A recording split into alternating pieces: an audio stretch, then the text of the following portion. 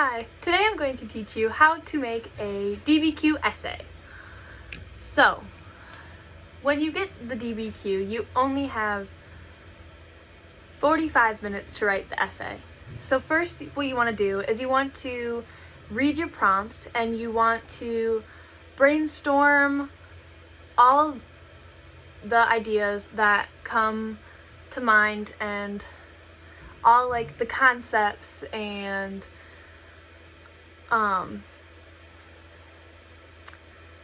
the events that come to mind when you read the prompt. And then you want to figure out what the prompt is asking you. If it's a compare and contrast, or a change over time, or is it continuity? And then you want to rewrite the prompt to say,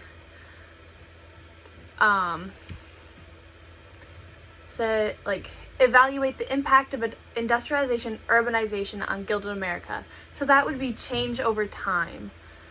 Since it wouldn't be compare and contrast, or it wouldn't be like continuity, it would be change over time.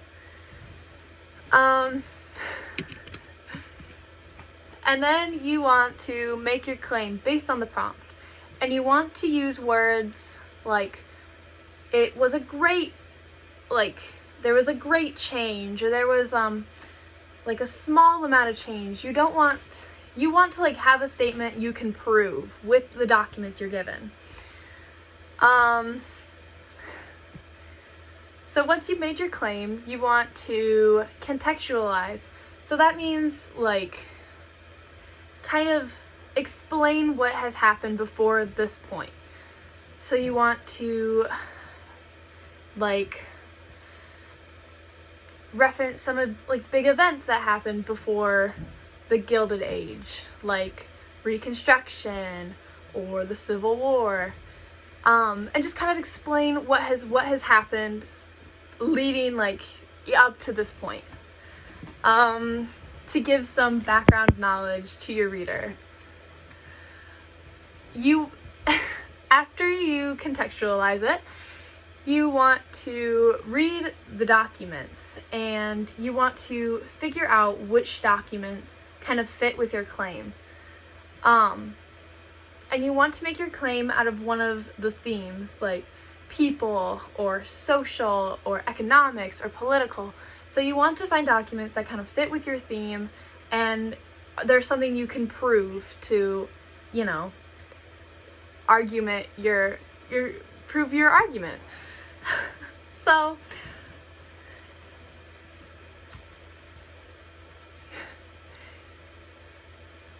So when you write your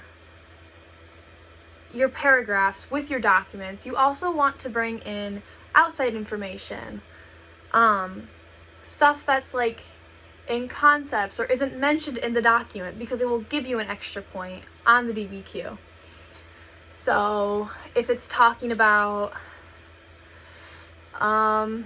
let's say monopolists, and you bring in some monopolist,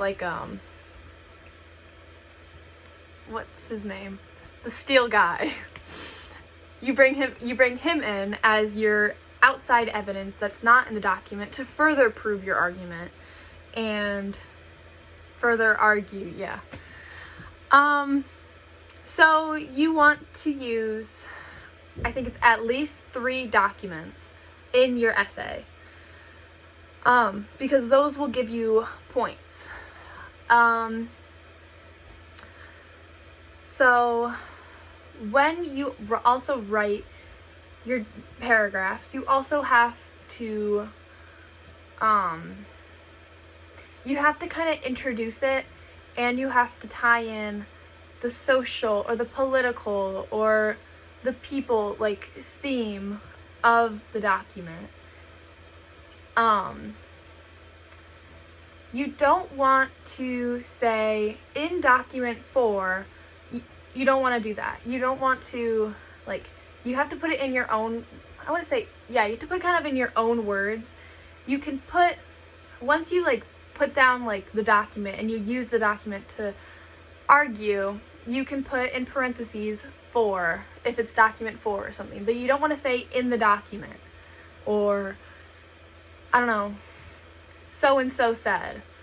You don't want to do that when you're writing your essay.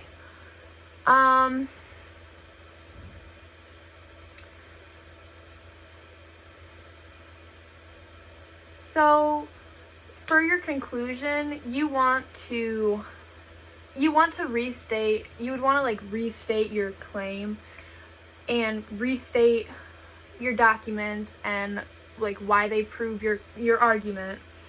And then you also want to try to tie in your prompt with like kind of, I guess, I wouldn't say explain it more, but saying this ties in with this because, like, you want to tie it in and you want to kind of wrap everything up in your claim, and you don't want any loose strings out in your essay. You want to kind of tie everything together and make sure everything fits together in your conclusion. So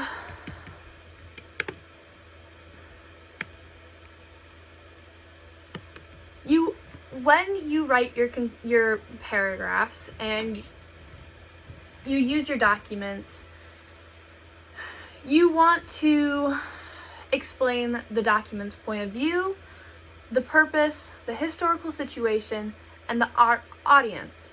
So you want to hip it, which explains like the historical significance, why it's important. You want to say what your article's point of view is. Say you're using the jungle. You want to say something about the jungle being in like someone's point of view who doesn't know what's happening in the meat industry, and they're disgusted. It was disgusting. You want to explain the document's purpose, so you want to say why this document is important and why you're using it in your essay. And then you want to explain the audience, like who is the intended audience for this document. So yeah. And then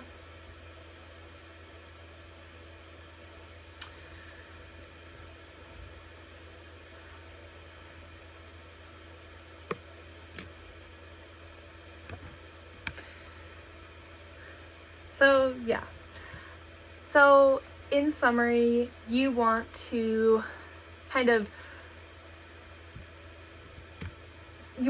brainstorm for the first, I don't know, maybe not for like the first 15 minutes, and you want to just put down as much information you know about the prompt on like whatever. And then you want to start kind of writing, and then you want to make your claim, and then you have to contextualize. Yeah. So thanks for watching.